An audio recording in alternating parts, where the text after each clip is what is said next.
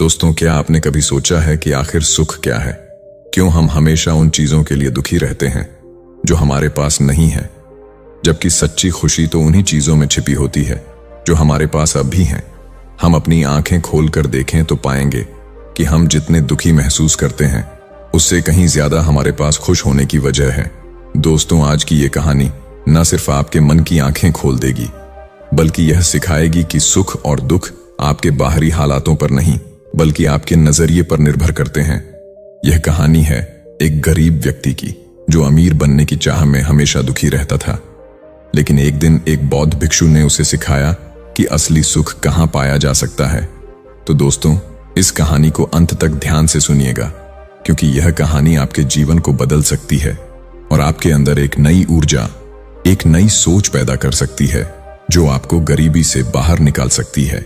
नमस्कार दोस्तों, स्वागत है आपका हमारे इस ज्ञानवर्धक YouTube चैनल में। बहुत समय पहले की बात है, एक नगर में एक बहुत ही गरीब व्यक्ति रहता था।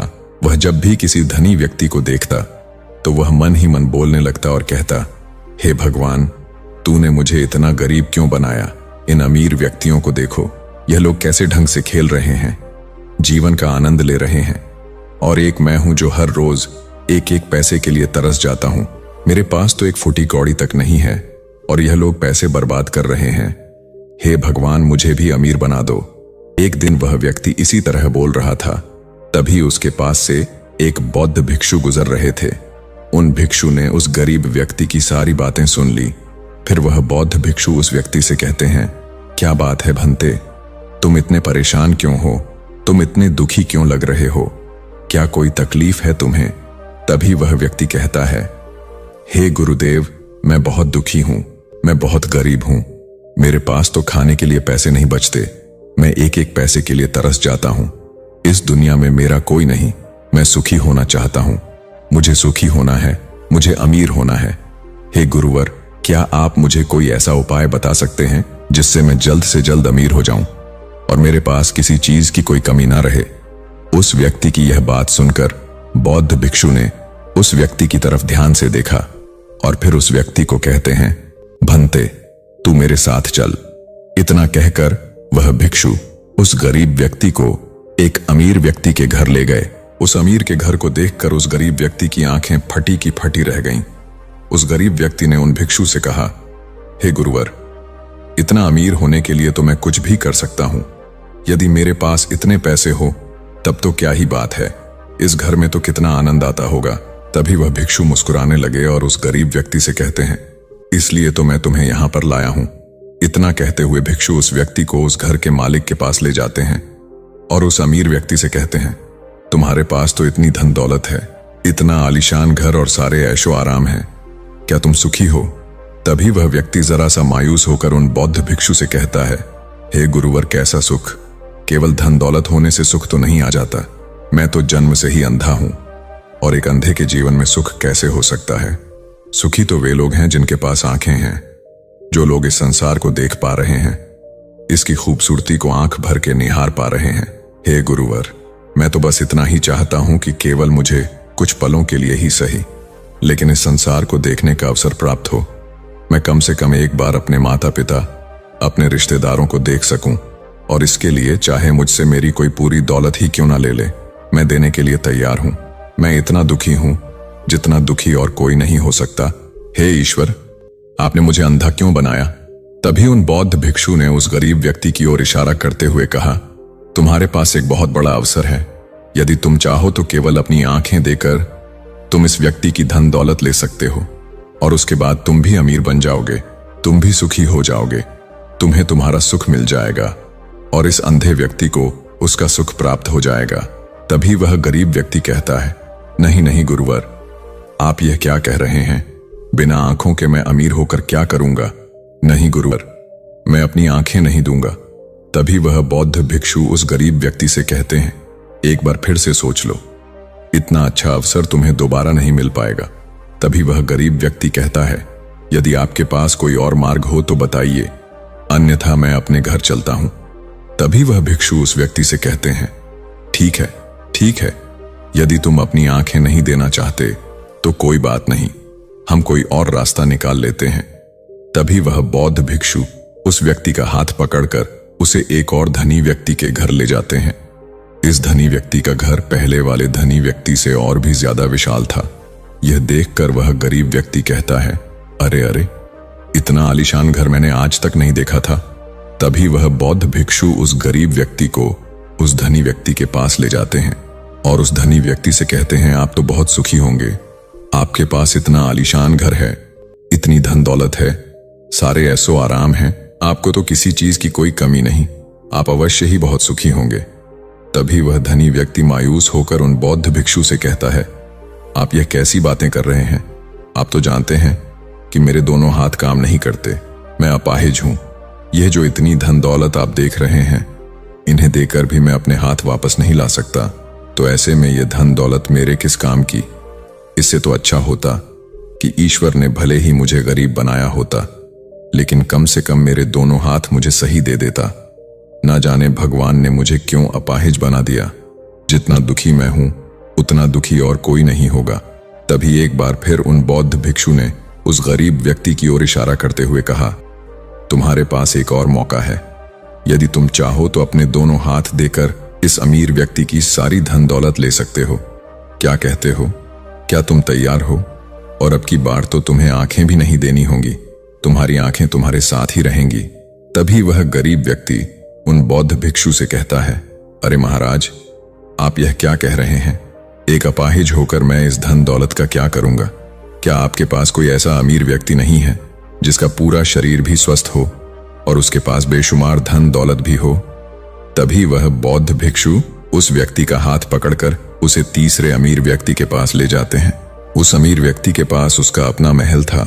यह देखकर वह गरीब व्यक्ति उन बौद्ध भिक्षु से कहता है, हे गुरुवर, यह तो अवश्य ही बहुत सुखी होगा। इसके पास तो इतना आलीशान महल है, इसके पास तो इतनी सारी धन दौलत है, यह अवश्य ही बहुत खुश रहते होंगे, इनका जीवन तो आनंद में होगा। तभी वह बौद्ध भिक्षु उस गरीब व्यक्ति को उस धनी व्यक्ति के पास ले जाते हैं और फिर उस धनी व्यक्ति से कहते हैं, आप तो अवश्य ही खुश रहते होंगे, क्योंकि आपके पास इतना आलीशान महल है, इतनी सारी धन दौलत है, आपके पास तो सारी सुख सुविधाएं भी हैं, आपका जीवन तो आनंद में बीतता होगा। इसके जवाब में वह अमीर व्यक्ति कहता है, हे गुरुवर, कैसा आनंद! मुझ जैसा दुखी इस दुनिया में और कोई नहीं होगा। मैं आज बहुत दर्द में हूं। मेरी पत्नी ने मुझे धोखा दे दिया है, वह किसी और से प्रेम करती है जो मुझसे भी अमीर है। आज मुझे समझ आया कि यह धन दौलत कभी किसी को सुख दुख नहीं दे सकती, और जब मन में दुख हो तो यह धन दौलत किस काम की? मुझसे सुखी तो वह गरीब इंसान होगा जिसकी पत्नी कम से कम उसके साथ तो है, वह उसके साथ वफादार तो है। आज मैंने तय कर लिया है कि मैं अपनी पत्नी और उसके प्रेमी की हत्या कर दूंगा। यह सुनकर वह भिक्षु उस अमीर व्यक्ति से कहते हैं, इससे पहले कि तुम ऐसा कदम उठाओ, कम से कम मुझे भोजन तो करवा जाओ और भोजन की व्यवस्था करो, और साथ में कुछ कांच के टुकड़े भी ले आना। वह धनी व्यक्ति सभी साधु संतों का बहुत आदर करता था, इसलिए वह उन बौद्ध भिक्षु की बात मान जाता है। लेकिन वह यह नहीं समझ पाता कि आखिर उन बौद्ध भिक्षु ने खाने के साथ कांच के टुकड़े क्यों मंगवाए हैं। लेकिन जैसा कि उन बौद्ध भिक्षु ने कहा था, वह अमीर व्यक्ति उसी प्रकार खाने की व्यवस्था कर देता है। वह भोजन के साथ कुछ कांच के टुकड़े लेकर उन बौद्ध भिक्षु के पास पहुंचता है।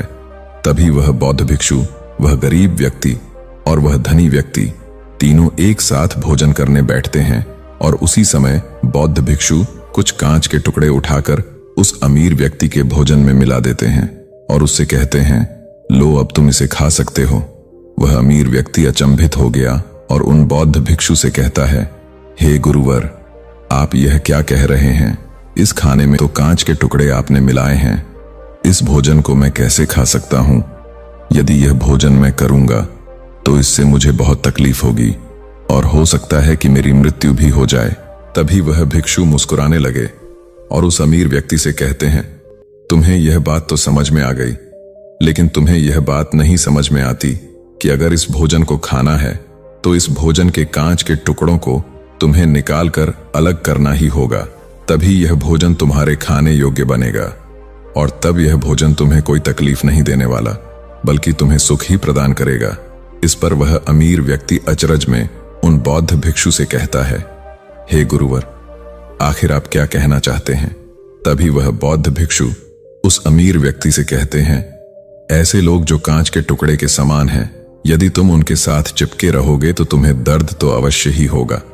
जिस प्रकार यह कांच का टुकड़ा मिला हुआ भोजन तुम्हें दर्द प्रदान करेगा, इसीलिए इसका समाधान तो यही है कि तुम इन कांच के टुकड़ों को भोजन से अलग कर दो और जो है उस पर ध्यान दो, अर्थात कि तुम उन लोगों को भूल जाओ जो तुम्हारे जीवन में नहीं है और उन लोगों पर ध्यान दो जो इस समय तुम्हारे साथ हैं।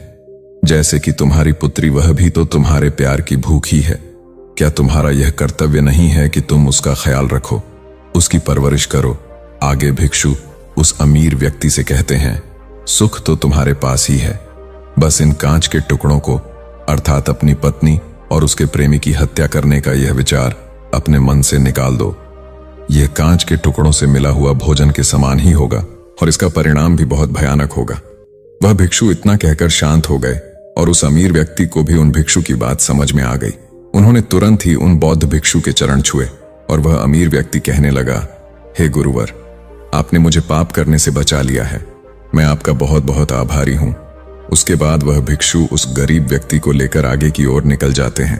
तभी रास्ते में वह गरीब व्यक्ति उन भिक्षु से कहता है, हे गुरुवर, क्या इस दुनिया में ऐसा कोई नहीं है जो सुखी हो?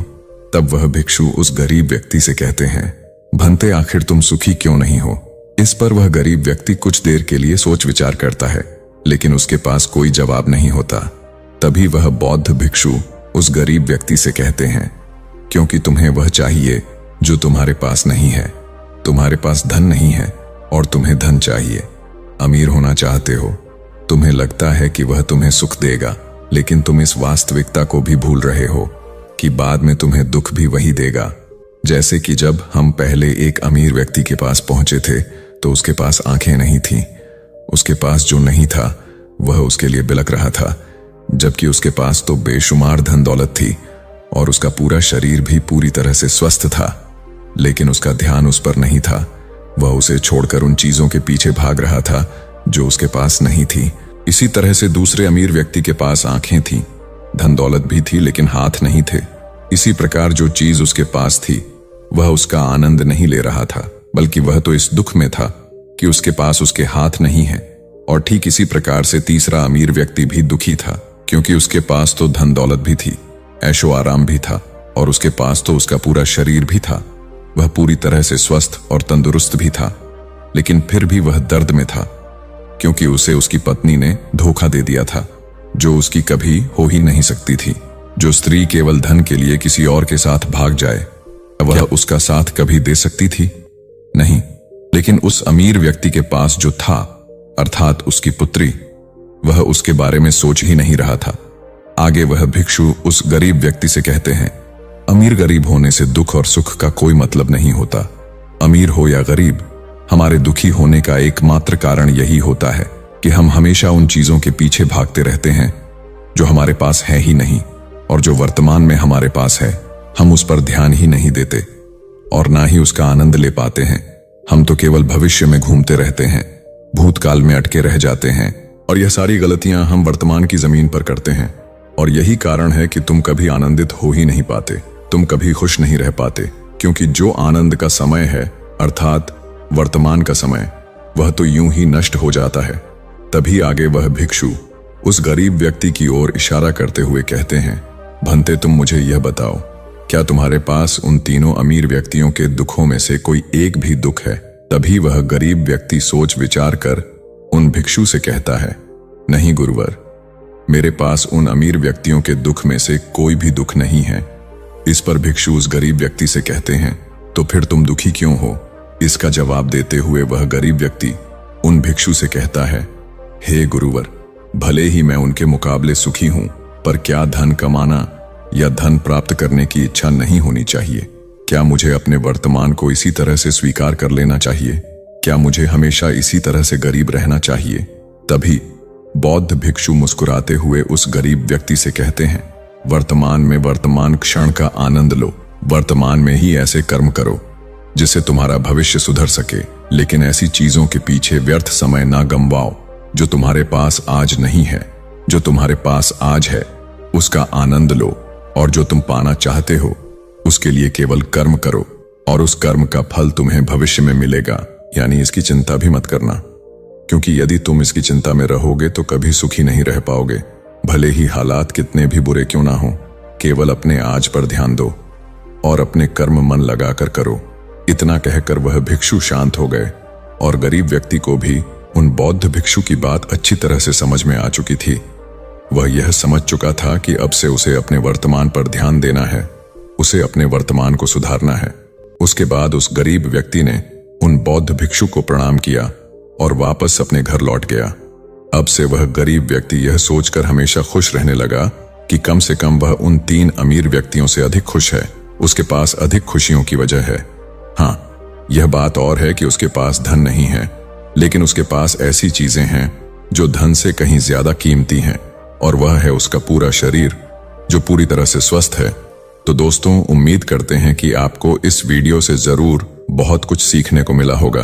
तो इसे लाइक करें, शेयर करें, और चैनल पर नए हैं तो हमारे चैनल को सब्सक्राइब करें ताकि आप ऐसी ही और भी उपयोगी जानकारी प्राप्त कर सकें। और कमेंट बॉक्स में नमो बुद्धाय जरूर लिखें। और वीडियो के अंत तक बने रहने के लिए आपका बहुत बहुत धन्यवाद।